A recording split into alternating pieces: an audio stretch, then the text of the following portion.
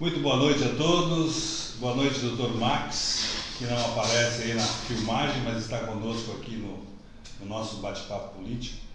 Boa noite a todos que já nos acompanham através da teleweb. Boa noite, professora Luana. Boa noite, professora doutora e candidata Paula. Boa noite. Boa noite, professor Amistalden. Bom.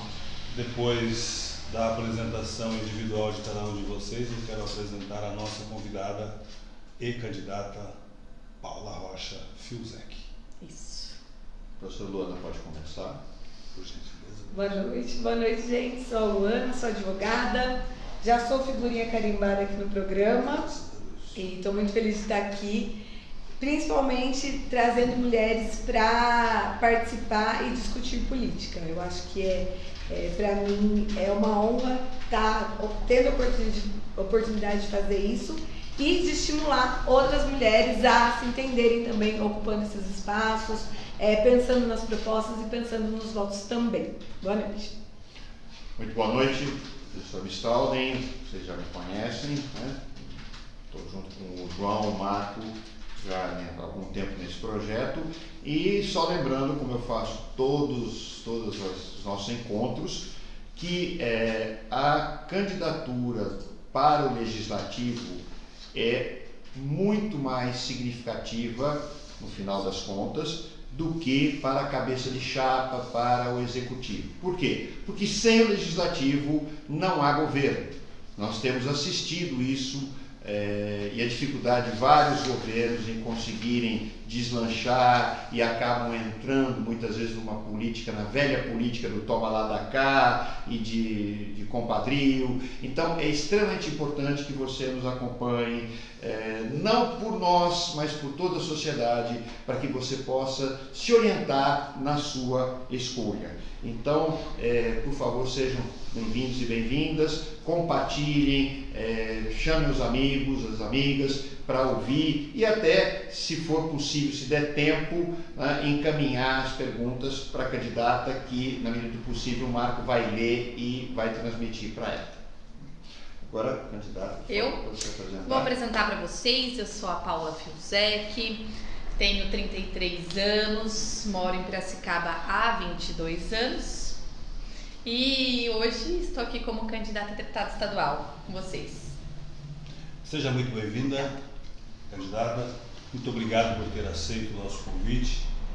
Max, nosso entrevistador, muito obrigado. Então vamos apresentar a nossa convidada, a doutora Paula Rocha Fiuzek, nascida em Campinas, 33 anos de idade, é advogada, bacharelada em Direito pela Universidade Metodista de Piracicaba em 2014. Ela tem o certificado, ela é certificada no ISO 14000, que significa que ela tem amplo conhecimento na questão ambiental, tanto defesa e orientação na questão meio ambiente. Isso.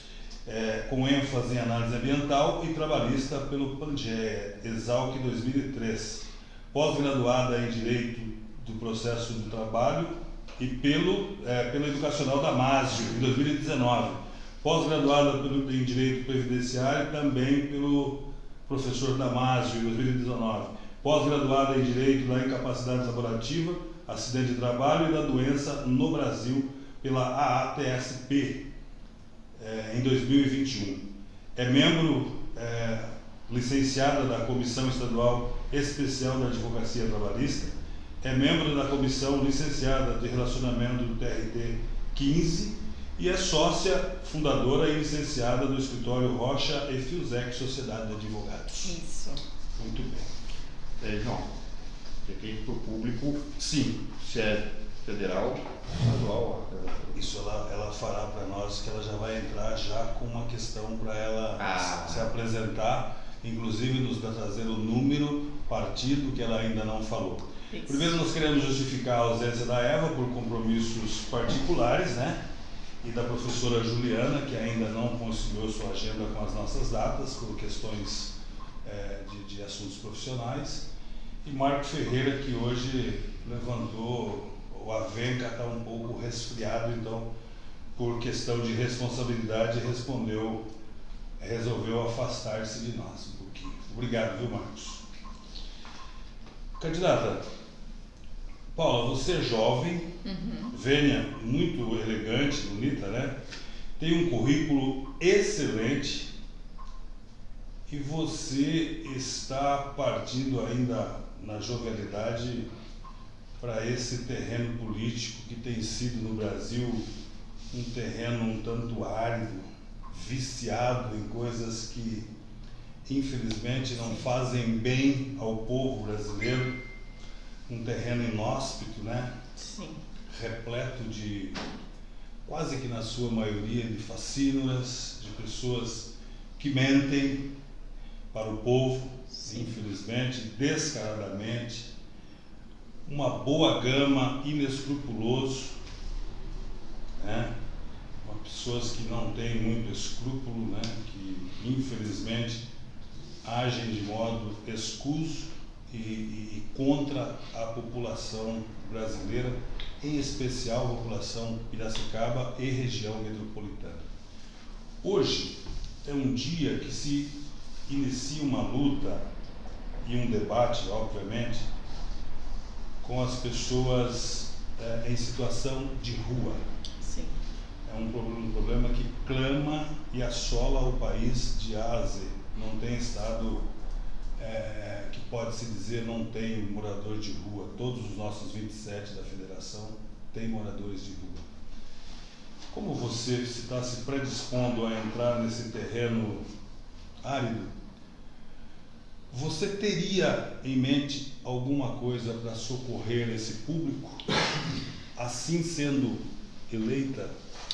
Eu acredito que não só moradores de rua, eu digo população no geral, né? Porque se a gente para analisar, principalmente o cenário de Piracicaba, região, né, famílias em situação de miserabilidade, é algo gritante, é enorme.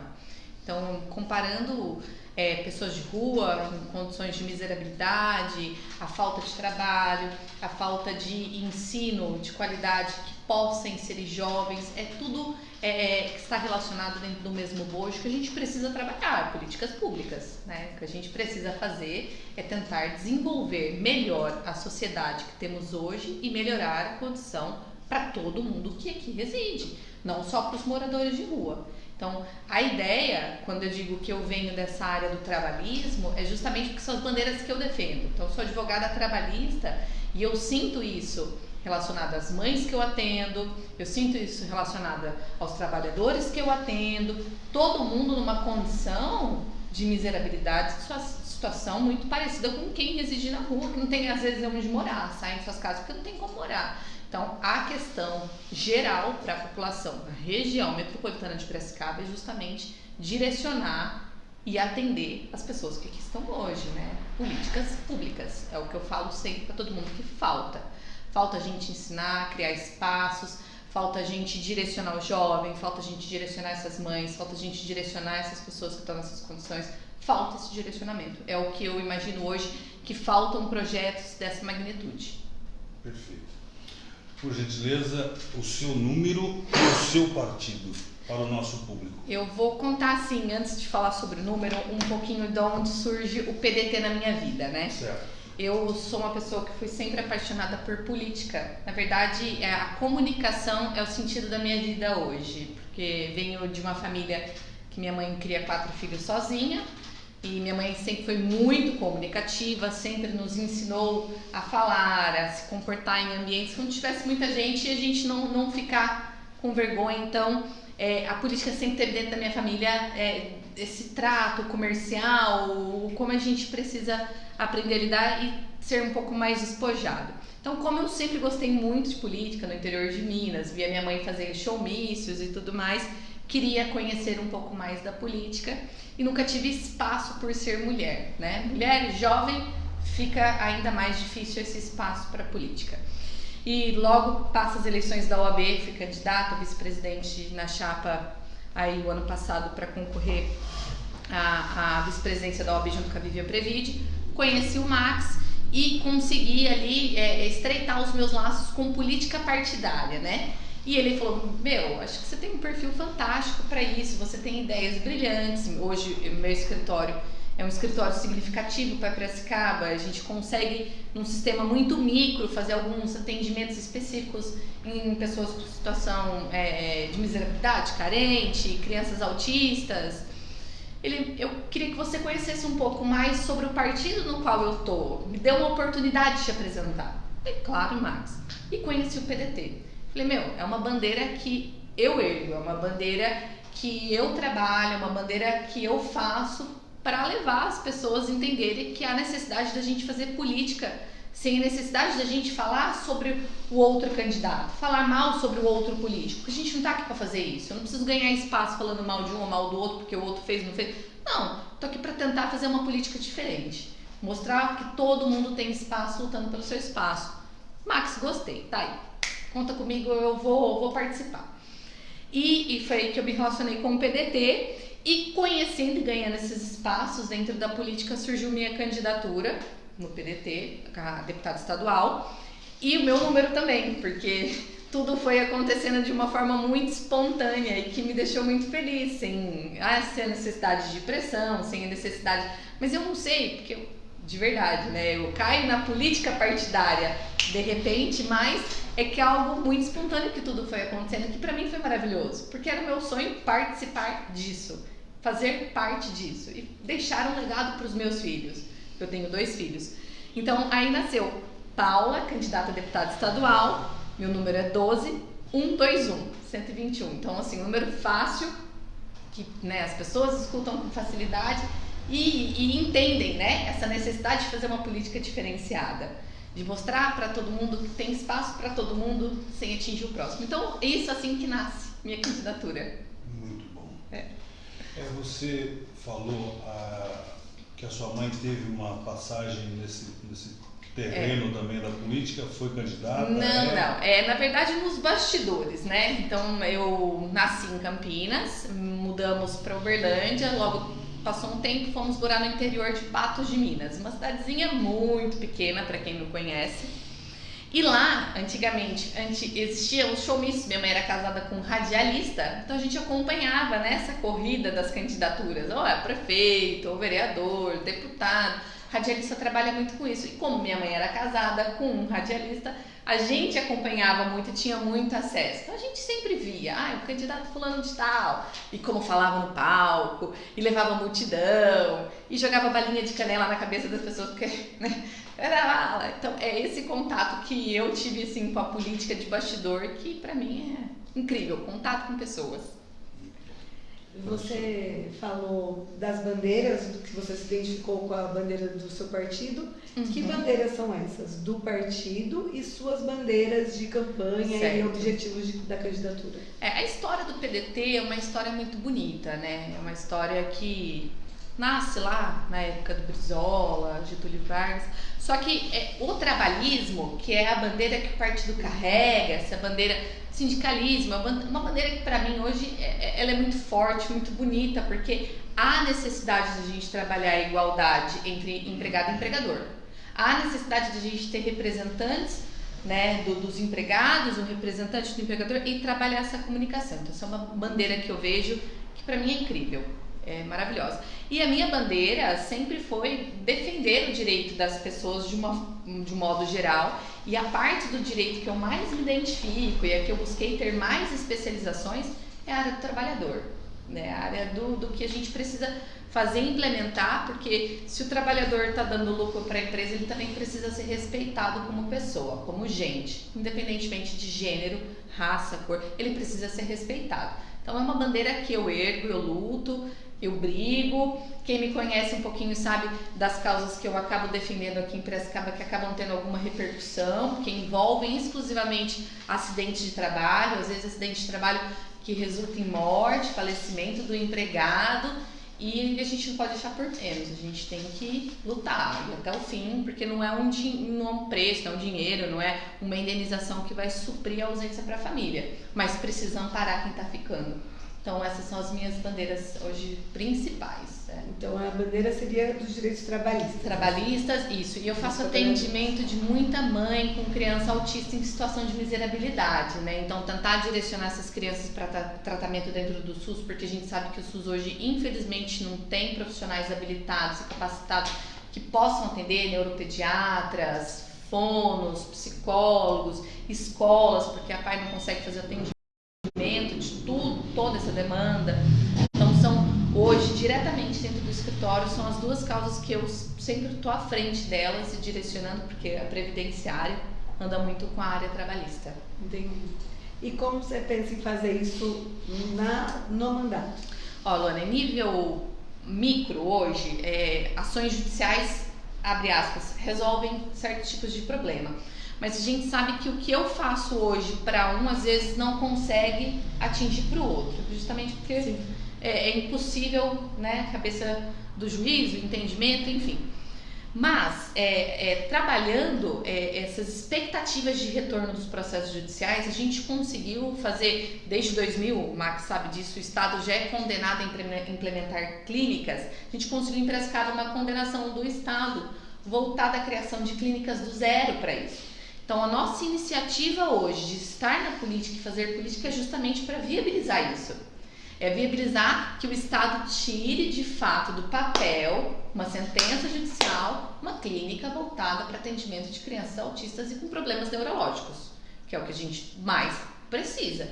E são crianças em situação de vulnerabilidade, acabam deixando de estudar, acabam deixando de ter educação, assistência com remédio, assistência com psicólogos, porque não tem aonde ser atendido. Então, hoje, inicialmente, para a região metropolitana de Piracicaba, é o que a gente pretende, o primeiro passo, tirar isso do papel. Entendi, legal. Bom, é evidente que sua candidatura é para a Assembleia Legislativa do Estado. Isso. Então, o alcance em relação ao que eu vou falar é um pouco menor. Tá. Mas, considerando que você está entrando na vida política e dentro de um partido que tem posições à esquerda e também considerando a sua atuação profissional, eu queria fazer duas perguntas. A primeira é: qual a sua avaliação dos dois processos recentes que nós passamos no Brasil, que foram a reforma da Previdência e a reforma trabalhista? E a segunda é, embora dentro das limitações da Assembleia Legislativa do Estado de São Paulo, gente, porque essa legislação ela é definida no Congresso Nacional, sim, tá? Mas evidentemente, ela entrando na política, ela vai estar dentro do grande corpo, né, político que vai estar discutindo isso, que vai estar participando. Então eu queria ouvir essa outra coisa, quer dizer, além da sua avaliação sobre essas duas reformas, a trabalhista e a previdenciária, o que você imagina que enquanto deputada, né, pelo Estado de São Paulo, você poderia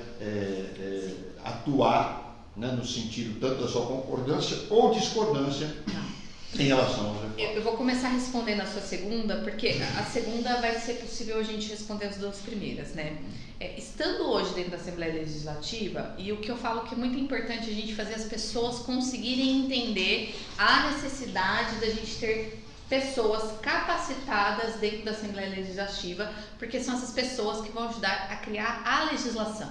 A legislação que é aplicável hoje para o nosso judiciário, que é utilizada para a população de uma forma geral, isso no nível estadual, isso no nível federal. A gente precisa ter consciência, inicialmente, de que tem que ter pessoas capacitadas para fazer isso, para a gente ter um bom trabalho, um bom retorno, sem negociação de dinheiro, disso ou daquilo outro, porque a população depende disso.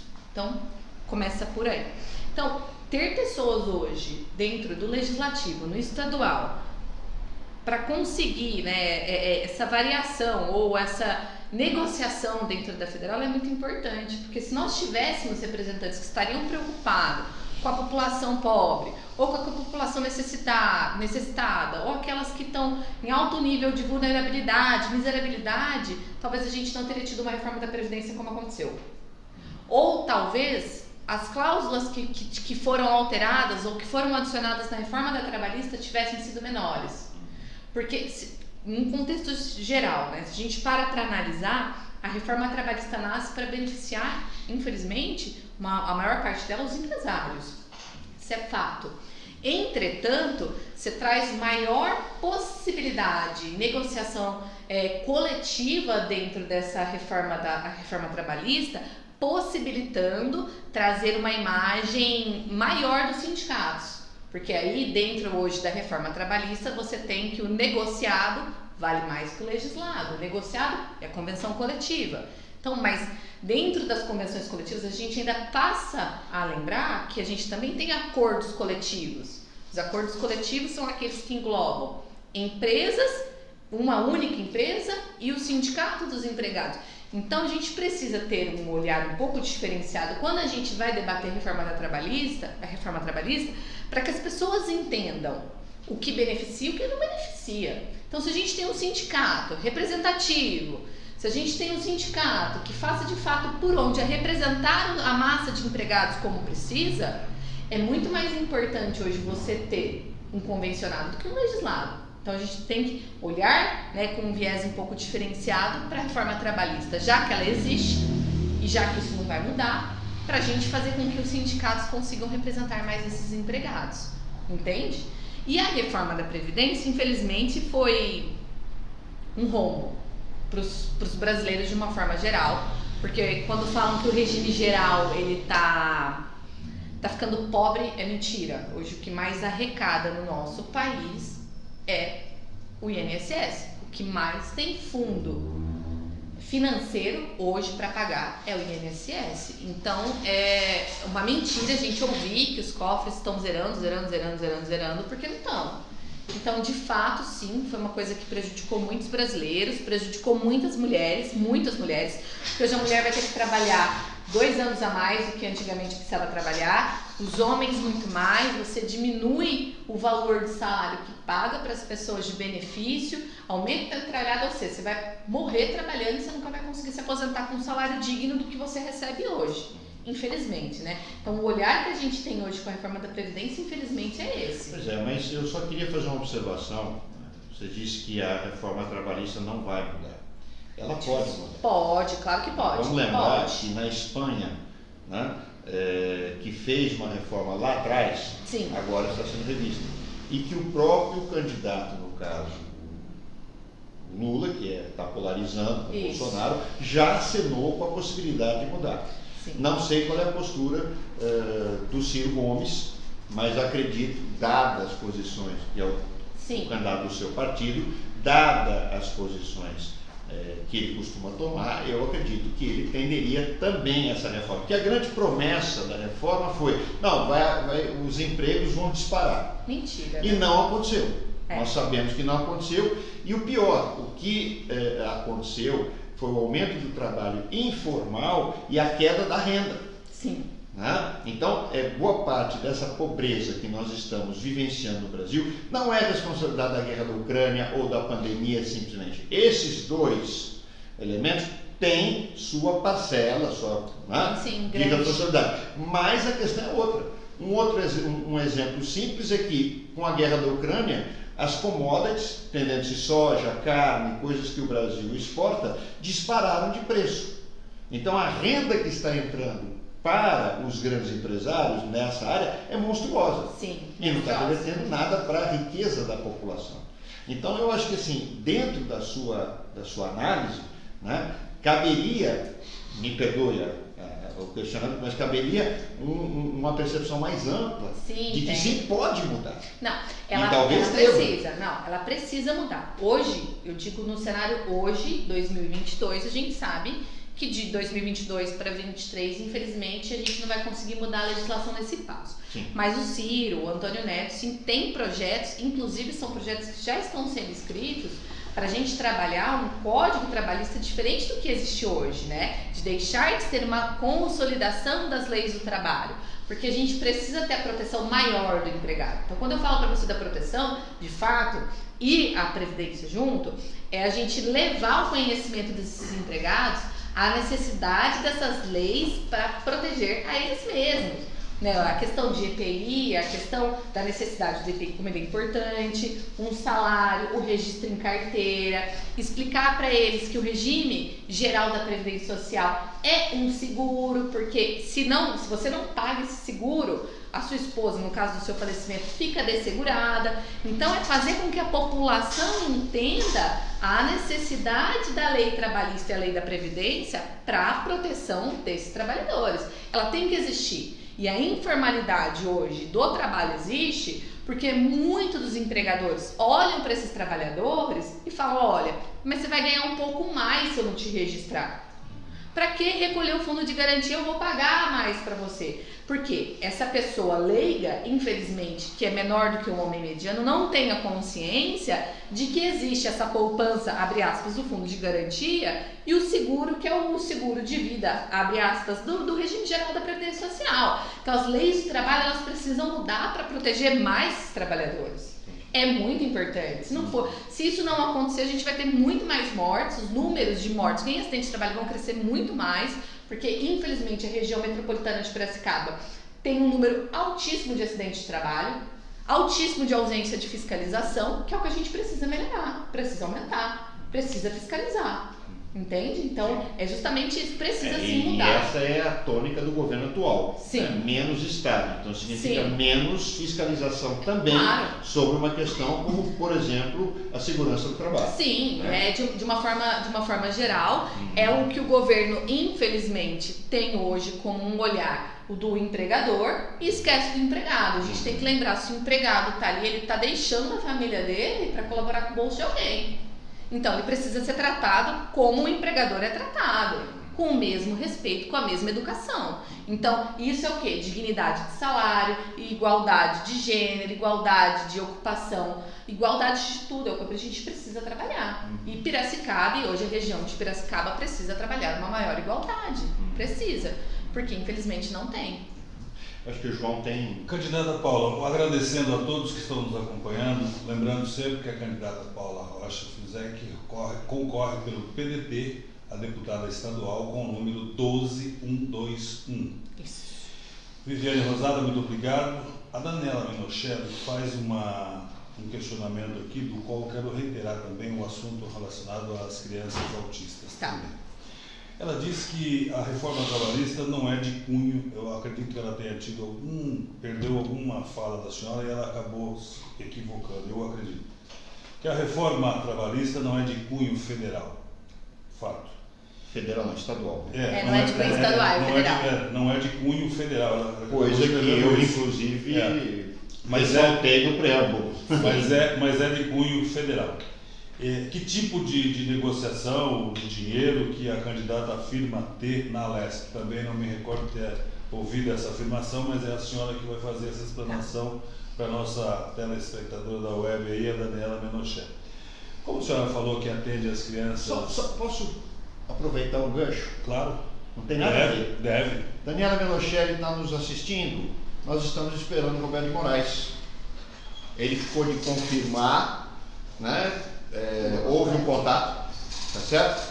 Era para ser nessa semana e de repente parece que o contato sumiu, mas nós estamos aguardando aí. Muito obrigado, desculpa. Imagina. Viu? Então foi feito o contato, confirmada a presença Pois é, e né? depois Então- alegado o conflito de agenda. Mas Eu tudo quis bem. aproveitar, já que ela está nos acompanhando, assim todos também estão ouvindo. Esse né? já é um assunto de somenos importância. É, O assunto desculpe. importante é a Imagina. presença da Paula. Desculpa. Imagina. Como você falou que atende crianças com problema de autismo, autista, enfim, eu tenho uma curiosidade e uma falta de conhecimento tremenda nessa área. Tá.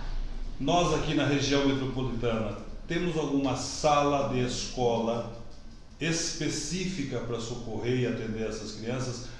É uma área sensível que é educação, saúde Sim. e segurança pública, mas esse assunto me salta um pouco mais a atenção.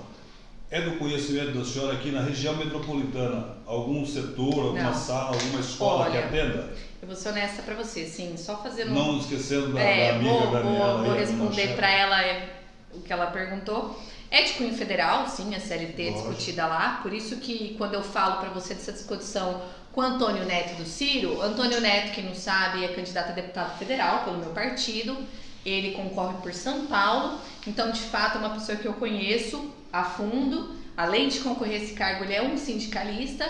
Então, justamente quando a gente fala de CLT, a gente fala de leis do trabalho, sindicato, eu falo remetendo a esse conhecimento que tenho do Antônio Neto, tá? E de fato é de cunho federal, entretanto precisa da participação do Estado de São Paulo, porque hoje um dos maiores estados que emprega é o Estado de São Paulo, né? Então precisamos participar sim da alteração que for existir mais para frente, para trabalhar e negociar o melhor atendimento para as pessoas, sim, dos trabalhadores, condições de trabalho, salários, enfim. Sobre negociação na LESP, como eu disse, eu nunca concorri a nenhum cargo político, é a minha primeira vez, não conheço ninguém que esteja lá, infelizmente, gostaria de conhecer, mas como eu disse já há algum tempo atrás para as pessoas que me acompanham, como eu não sou piracicabana, toda vez que eu falo sobre política, eu falo, gente, se tiver algum político me escutando, algum vereador, eu queria muito ganhar aí um título de cidadã piracicabana, por favor. Então, não conheço ninguém aqui, muito menos na LESP. E sobre essa questão dos autistas, todas as mães que eu atendo, e eu digo para você que 99% dessas mães residem em periferias, acabam não levando seus filhos para a escola porque a lei, infelizmente, não é aplicada. A lei diz que para as crianças com problemas neurológicos, autistas, TEAs de uma forma geral, é imprescindível ter acompanhamento de um professor auxiliar para acompanhar esse aluno. E quando eu digo professor auxiliar, eu não estou falando para você que é o estagiário que está cursando a faculdade, eu não estou falando para você de um auxiliar daqui, não. Professor auxiliar tem que ter formação acadêmica, é imprescindível isso. Infelizmente, hoje o município de Piracicaba, o estado de São Paulo, não consegue fornecer, porque não se abrem vagas para esse tipo de concurso, não se contratam professores na rede municipal para acompanhar esses tipos de alunos, então nós temos muitas crianças autistas que deixam de ir para a escola porque não tem um professor auxiliar para acompanhar. Então, pode reforçar? Não tem. Parte dessa fala, por gentileza? Hoje, o município de Piracicaba não contam nas escolas municipais com professores auxiliares. Nenhum.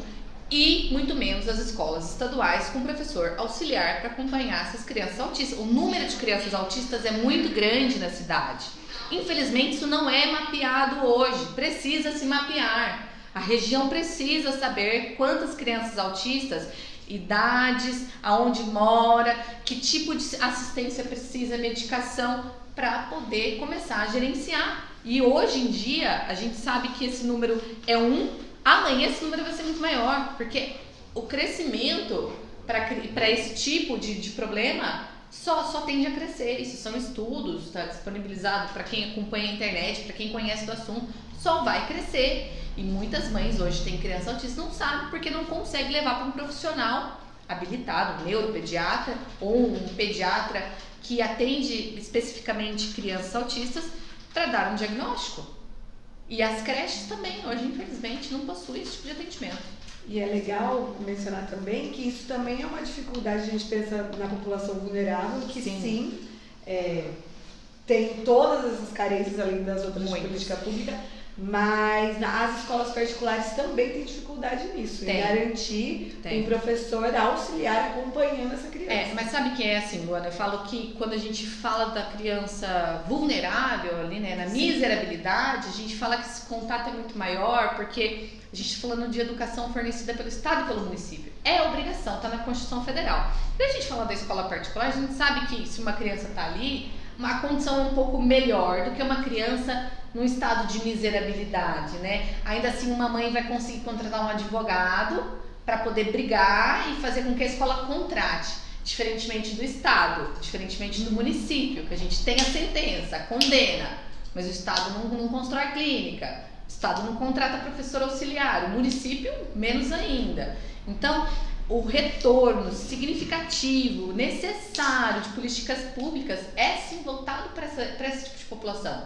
Porque se eu tenho uma criança autista estudando, se eu tenho uma criança autista fazendo os tratamentos imprescindíveis que ela precisa, eu vou ter uma mãe que vai conseguir entrar no mercado de trabalho.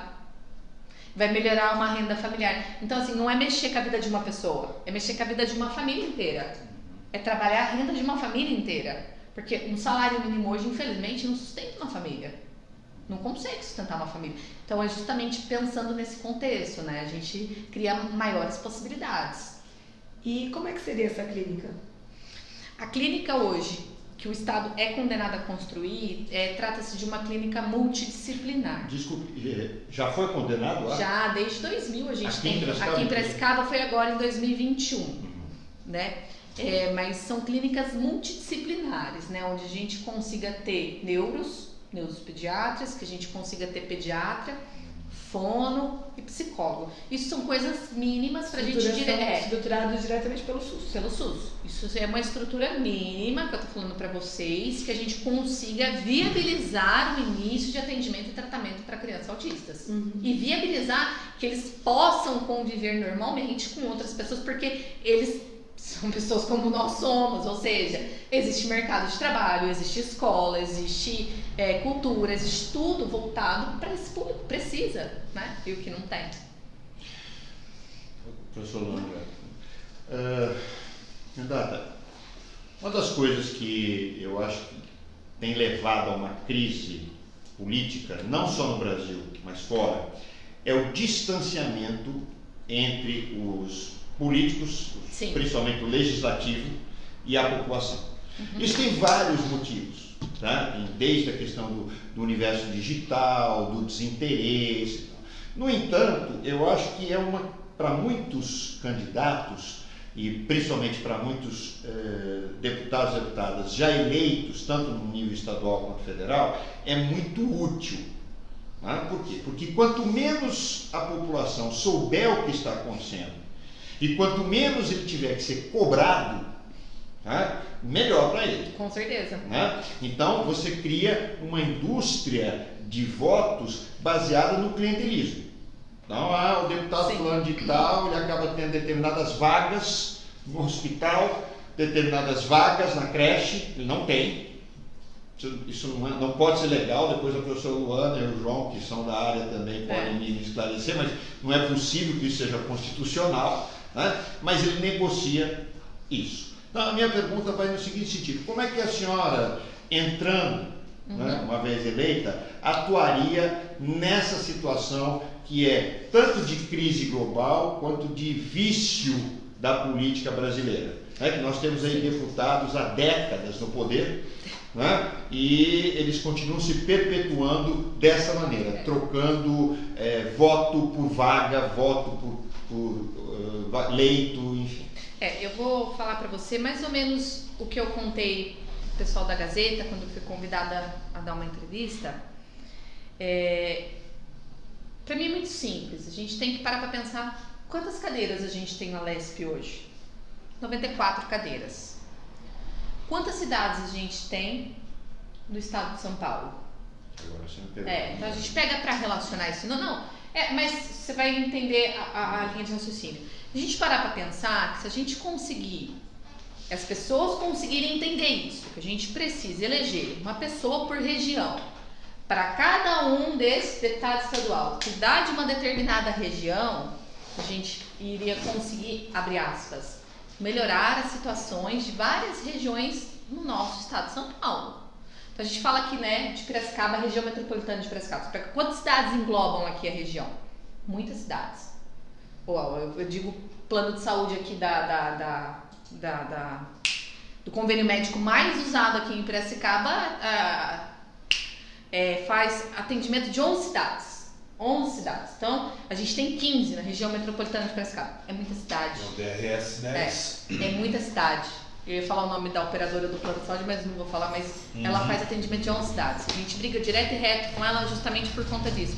Então, se a gente tem 94 cadeiras lá, a gente tem que parar para pensar o que cada região precisa e cada região eleger uma pessoa para representar esse conglomerado de cidades. Mas nesse caso não adianta nada eu eleger uma pessoa aqui que é eleita por um voto de cabresto e de troca. Sim. Né? E aí a gente para pensar assim, quando a população entender que ela precisa eleger representantes que façam a diferença para a cidade, para a região, elas vão passar a entender a necessidade de ter pessoas que representam bem. E aí, mas O que você faria? Eu sei hoje, conhecendo num conglomerado geral, que a gente viabiliza dinheiro do Estado para os municípios por meio de emendas parlamentares. Então as pessoas que estão lá no poder, que nunca aparecem nesses 4 anos, só aparecem na época da eleição, negociam emenda parlamentar, negociam o dinheiro que vem do Estado. E tá errado, porque não é uma via de mão, olha, eu tô te dando pra você votar em mim. Não, eu tô fazendo pra população, porque a população precisa. E se lá daqui 4 anos eles acharem que é necessário que eu esteja aqui, eu vou estar. Mas eu sou completamente contrária à reeleição, eu sou contrária. Porque a gente tem muitas pessoas com cabeças diferentes e que podem fazer programas diferentes do que a gente propõe a fazer. Uma cabeça pensa, 2, 3, 4 pensam muito mais que uma cabeça. E eu acho que quando a gente trabalha em conjunto, todo mundo que trabalha em conjunto ganha mais que um trabalhando sozinho. Então, a teoria do meu escritório é essa. Tanto é que hoje no meu escritório eu tenho 10 mulheres, porque eu não gosto de trabalhar e falar, é a Paula trabalhando. Não, eu e minha equipe trabalhamos para viabilizar isso. Então é justamente sobre isso, as pessoas precisam passar a entender que os representantes que estão lá precisam estar lá para fazer diferença e viabilizar estruturas de determinada região. Pois é, agora essa é uma crítica que eu tenho particularmente aos partidos de esquerda, todos, né? Talvez com exceção de alguns grupos, de alguns partidos, que é o seguinte, na medida em que eles têm uma proposta de representatividade da população mais pobre, né? Quer dizer, ao mesmo tempo eles criam uma contradição, porque eles se afastaram da periferia, se afastaram da população mais pobre, né? Então, eu gostaria de ouvir candidatos e candidatas dizendo, não, nós vamos lá, partidos dizendo, não, nós estaremos lá. Sim. Né? Porque o que acontece, quer dizer, vai para lá a cada 4 anos. Depois perde o interesse, né? E outra, quer dizer, não entende muitas vezes a realidade da população porque não está lá, entendeu? Quer dizer, aí talvez seja um vício profissional meu, mas eu acho que sou sociólogo, então eu acho que a gente só pode entender indo, né? Mas também é uma crítica que eu faço, né, a todos os partidos de esquerda. Os de direita, obviamente, não têm o mesmo interesse. Sim. Quer dizer, isso é ponto passivo para mim, e eu posso discutir isso com qualquer um de vocês que discorde. Mas, né, eu acho que essa é uma falha terrível, é uma burocratização dos partidos. Concordo. Né? Então, no seu caso, eu espero que, se eleita, né, haja esse movimento, e espero do partido também, viu, o professor Max, né? Acho que, assim como espero dos outros, para não dizer que eu estou puxando a brasa para a sardinha do PDT, espero do PT, espero do PSOL, espero do PCdoB, de todos, essa aproximação com a população. Sim. Professor, sabe que eu falo muito isso para o Max, ele sabe disso, é justamente sobre o fazer política de uma forma diferente, né? Eu acho que é imprescindível o poder executivo e o poder legislativo, de uma certa forma, caminharem juntos. Porque quando a gente fala de orçamento municipal, a gente fala, orçamento municipal, ele é fechado, a gente sabe que às vezes há necessidade de você viabilizar determinado orçamento para outras situações, como de saúde, educação, políticas públicas, e acaba não tendo. Então aí o deputado estadual consegue viabilizar esse trabalho, consegue viabilizar esse sistema dentro dos municípios. Então há necessidade sim do executivo com o legislativo ter um bom relacionamento, sim, nos períodos em que estão com seus mandatos, para que a gente consiga levar essa assistência para a população pobre. Então assim, não é só voto, não é aparecer só na época da eleição. É parecer, fazer e continuar mantendo aquilo que falou. É que às vezes o executivo é indefensável. Claro, né? concordo. Tanto em nível municipal, quanto às vezes estadual, quanto às vezes federal. Concordo. Né? Quer dizer, eu me pergunto se dá para ter algum diálogo, preciso, né? Com Na medida do poder executivo federal hoje em dia. Eu acho que o que talvez seja importante, e a função desse equilíbrio de poderes, seja justamente fazer o contraponto. Justo. E o que eu entendo que o professor está falando é, para além dessa construção do que a gente vai conseguir viabilizar no alto, como é que a gente ouve essa população? É estando lá todo dia. E aí vem essa pergunta, faço essa pergunta para você.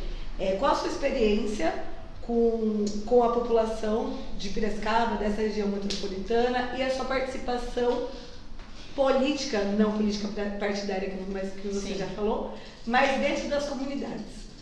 Piracicaba é uma cidade grande, relativamente grande, e que tem diversos grupos que atuam, inclusive eu fiz parte do Conselho da Mulher, faço parte da militância dos direitos das mulheres.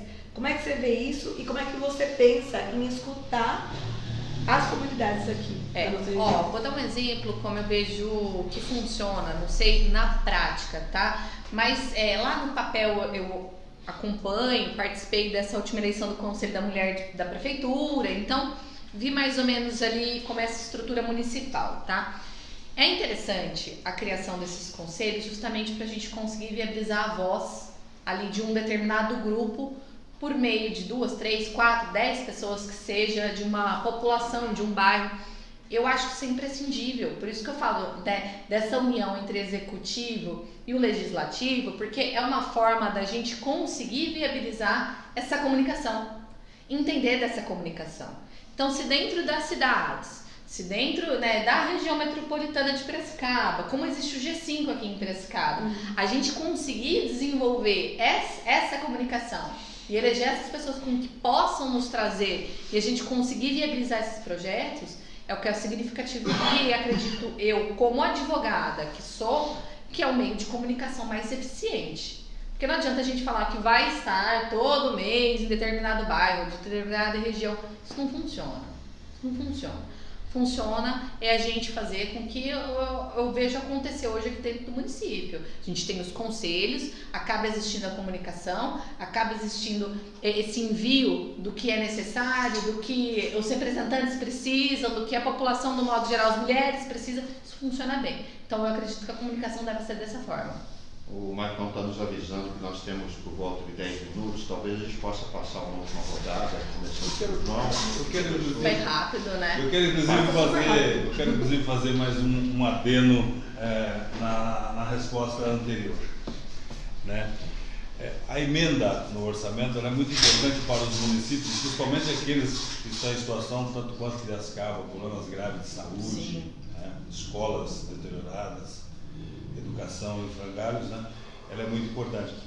Para a nossa candidata, Paula, que concorre pelo PDT 12121, o projeto definitivo para essa população que foi acabado de mencionar, que é muito, muito grande, e aglomerou agora com a região metropolitana. Sim. E daí foi mensurado por alto números de municípios, o que fica quase que impossível de atingir. O que é mais importante na ótica da senhora? É a emenda do orçamento ou um projeto de lei efetivo? Depende do que a gente precisa executar. Vou ser bem realista com você. Porque quando a gente fala dessa criação, por exemplo, de uma clínica especializada, como o hospital regional, né, que atende não só Piracicaba, mas outras regiões, a gente precisa de emenda. Quando a gente fala de algum projeto específico voltado a professores auxiliares, eu preciso de uma lei específica, né? Determinando. Ou eu preciso da criação de estrutura para isso. Então depende daquilo que a gente vai trabalhar como um objeto a ser executado para eu te trazer. Qual seria mais eficiente e mais rápido? Mais rápido. Hoje a gente precisa tirar do papel uma clínica.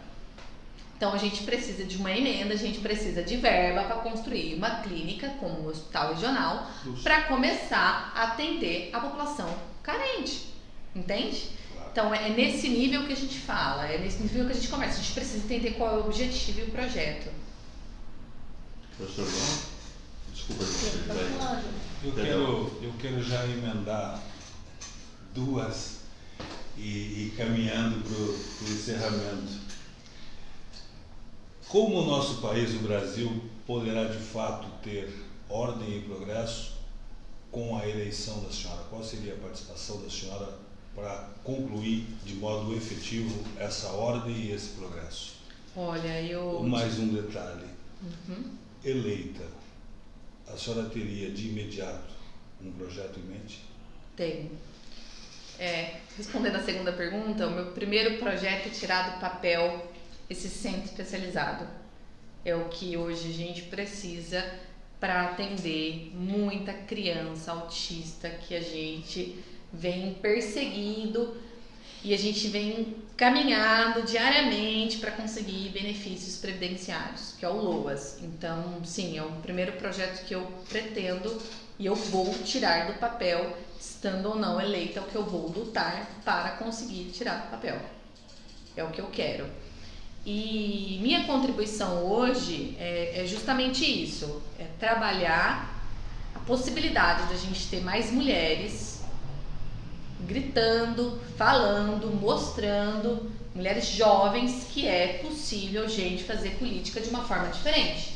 Que a política hoje tem um viés machista, mas para além disso, tem vozes de mulheres querendo mudança. Então, eu quero deixar um legado para os meus 2 filhos, sou mãe de uma menina, sou mãe de um rapazinho, de que a gente tem possibilidade de fazer diferente. Minha contribuição justamente é essa, é fazer diferença para os meus filhos. E se eu posso fazer diferença para os meus filhos, eu posso fazer diferença para uma magnitude de uma população. Eu vou fazer a diferença, isso é fato. Então, a partir do momento que eu me coloquei, me predispus a estar aqui fazendo isso, é porque eu vou sim fazer uma diferença. Seja hoje no meu bairro, seja hoje para os meus filhos, para minha família ou para o meu escritório, mas eu vou fazer uma diferença. Professora Luana. Você falou da questão da mulher. Que políticas públicas você visualiza para a proteção da mulher na nossa cidade? Eu achei que é um tema bem importante, para além do igualdade de gênero, existe uma condição de desigualdade de fato que a gente precisa mudar. Acho que, Luana, a primeira proteção hoje que nós precisamos efetiva do Estado é mudar o horário de atendimento da Delegacia da Mulher, tirar do horário comercial e passar para um atendimento 24 horas. Acho que a primeira proteção que a gente precisa é efetivar hoje o poder de polícia, da polícia efetivamente que existe. Porque ela não atende 24 horas por dia. Então hoje a mulher, numa situação, né, de periferia ou não, tem hora para apanhar. Das 8 às 17 horas, viu? Fora desse horário a mulher não pode apanhar. E final de semana? Final de semana não pode apanhar. É só de segunda a sexta, das 8 às 17. Fora desse horário a mulher não pode apanhar. Então é mudar isso. Inicialmente é o que nós precisamos para começar a trabalhar e defender mais os interesses das mulheres, além, obviamente, né, de uma estrutura de mercado de trabalho, capacitação técnica, mudar a efetividade da polícia. Eu acho que ideias bem no concreto assim são muito importantes. Com assim, certeza, porque com certeza. É isso que a gente consegue avançar. O que nós precisamos começar a avançar para a gente começar a ver uma diferença na sociedade. É o atendimento. Bom, a minha última consideração é assim, fala, né? Menos no sentido de uma pergunta, mas quase de uma sugestão. Piracicaba tem a Fundação Municipal de Ensino, na qual eu leciono há bastante tempo. Sim. E durante a pandemia eu fiquei chocado com as possibilidades que nós teríamos tido lá dentro de prestar serviços para a população, porque ela é uma fundação sem fins lucrativos. Isso. Tá? Então, em tese, ela não é uma empresa que tem que gerar superávit e lucro.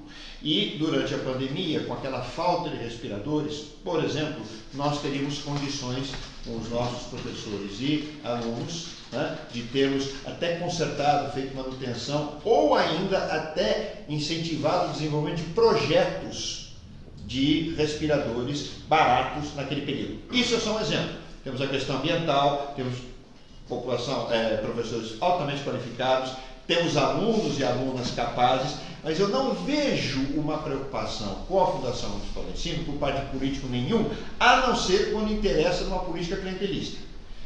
Eu não vejo, né? Bom, eu não vejo não é um bom termo, né, gente? Porque eu não enxergo muito bem mesmo. Mas eu não percebo, desculpem, eu não percebo, né, o interesse e acho um baita desperdício, né, uma vez que ela é pública. Sim. Tá? Então, se tiver alguma consideração sua, se não, tome como uma sugestão, né, para um possível mandato. Sim.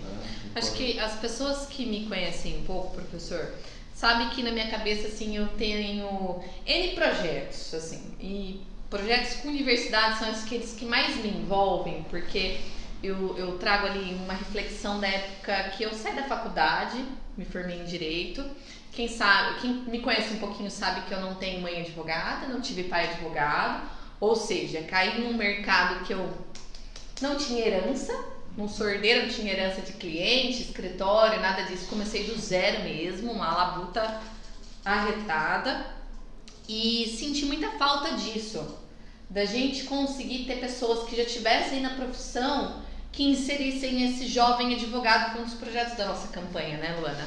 Na época que nós concorremos, de criar essas escolas. Então, quando eu falo para você de universidades, é justamente a possibilidade de a gente conseguir interligar a universidade com a população e uma empresa, as empresas, o próprio município de uma forma maior.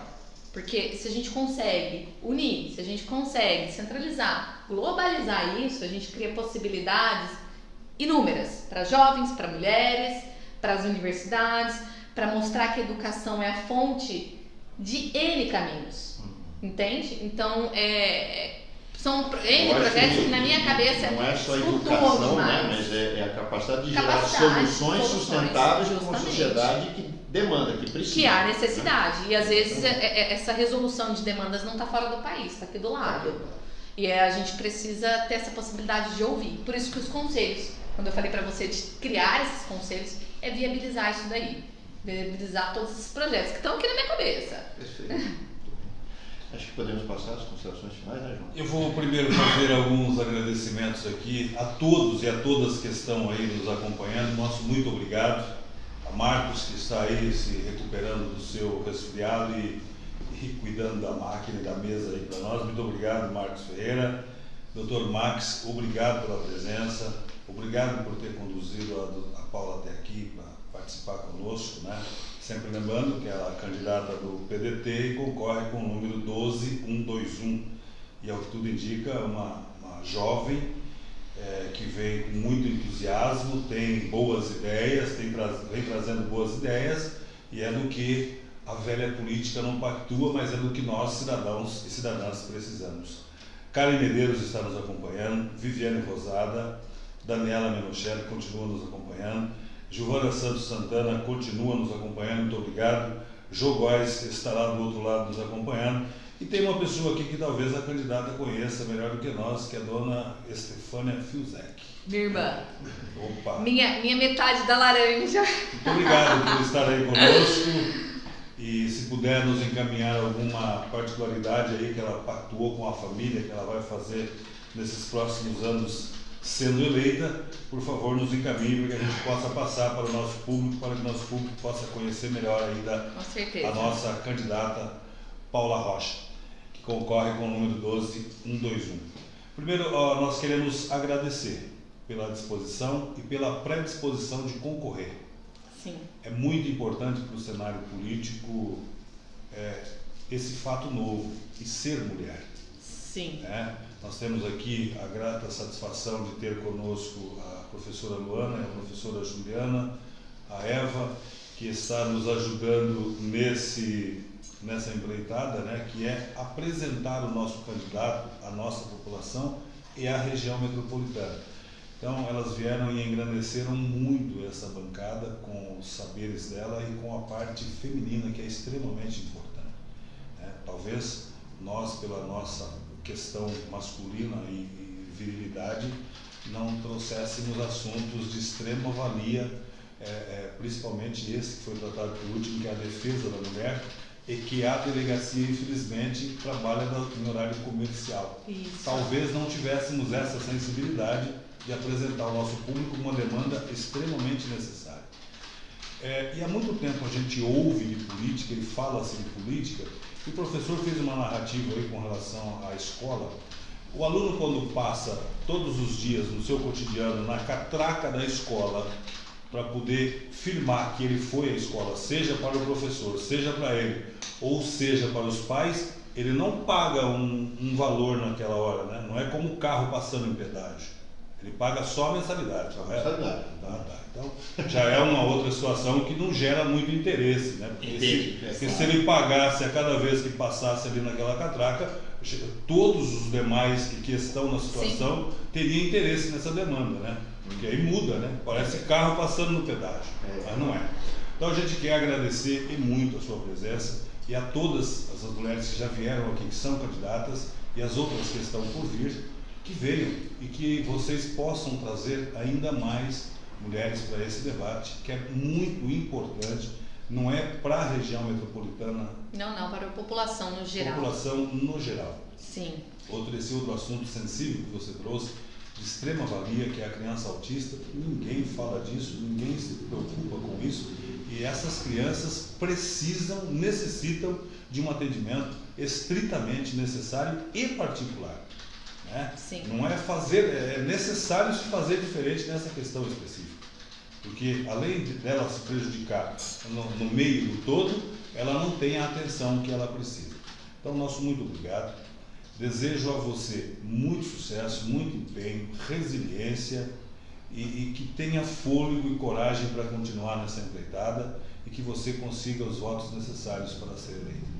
Eu que agradeço o espaço, eu que agradeço estar próxima de pessoas assim como vocês, ter essa oportunidade de conhecê-los um pouco mais, a possibilidade de contar um pouquinho sobre a minha trajetória, sobre os projetos que eu idealizo, sobre as coisas que diariamente eu venho lutando. Eu agradeço imensamente. Eu agradeço o Max, que todo dia lá bate, vamos continuar, não podemos desistir, e não me falta força e garra, que eu acho que é o mais importante, né? A gente precisa lutar sempre por tudo aquilo que a gente acredita, por tudo aquilo que a gente quer mudar, e a gente vai mudar.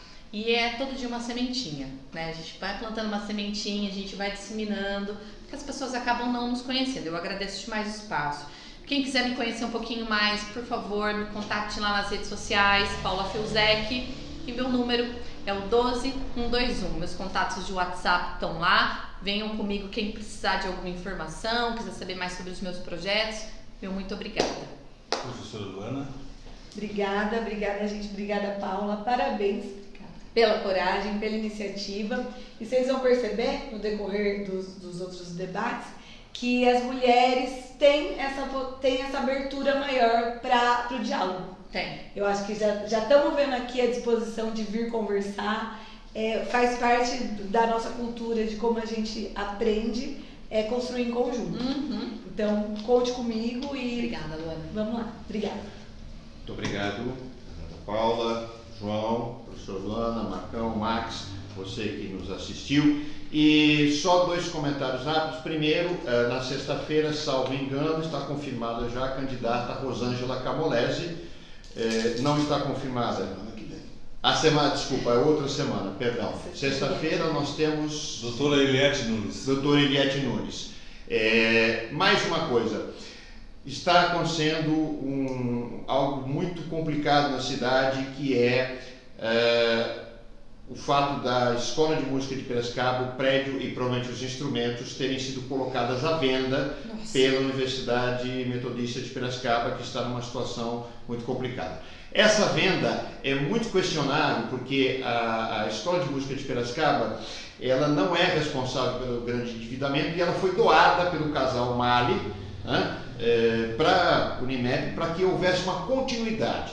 Essa venda eu entendo como uma traição ao casal Mali e a toda a população, né, que foi servida pela escola por tanto tempo. No próximo sábado, às 16 horas, em frente à Escola de Música, na Rua Santa Cruz, vai haver uma demonstração, um protesto contra essa atitude. Eu convido a você, né, a participar. Está acontecendo um abaixo-assinado, você pode assinar também, e, por favor, nos acompanhe nesse protesto contra essa injustiça. Muito obrigado a todos. Até sexta-feira que vem, se Deus quiser. A você que nos acompanhou, nosso muito obrigado. Lembrando sempre, candidata, que concorre com o 12121, Piracicaba, na última eleição, deixou de trazer às urnas 98 mil eleitores. Sim. Muita gente. E a região metropolitana coloca aí à disposição dos candidatos uma média aí de 900 mil votos. Como a senhora pôde ouvir as narrativas, já vieram algumas concorrentes anteriores e virão outras posteriores. Neste cenário, a senhora terá 1 minuto para dizer ao nosso telespectador hoje o o que a senhora teria de diferente para sair à frente dessas pessoas que estão, dessas candidatas e candidatos que estão concorrendo com a senhora? Em menos de um minuto eu te digo que a possibilidade de votar hoje na Paula Fiuzek é mudar a velha política. É mudar o que existe para um cenário novo. É colocar no acontecimento, na execução de tudo que está no papel e ainda não existe. A possibilidade da gente levar para criança, mulher e trabalhador aquilo que de fato não é aplicado. Então hoje dar uma oportunidade para Paula Fiuzek é fazer diferente do que hoje acontece, do que hoje realmente o mercado político tem, porque trata-se de um mercado. As pessoas comercializam suas vagas e tratam isso como profissão. E político não é profissão. A Paula Fiuzek tem uma profissão, a Paula Fiuzek é advogada, a Paula Fiuzek pretende continuar sendo advogada que é, recebendo os clientes da forma como ela recebe e tendo esse contato com a população. Então é sobre isso que eu falo. É fazer a forma de uma política diferente. Boa política. Muito obrigado, candidata Paula Fiuzek, PDT 121. Muito obrigado a todos que nos acompanharam. Marco Ferreira, obrigado. Um abraço a todos e boa noite. Boa sequência na semana a todos e a todas. Boa noite. Boa noite.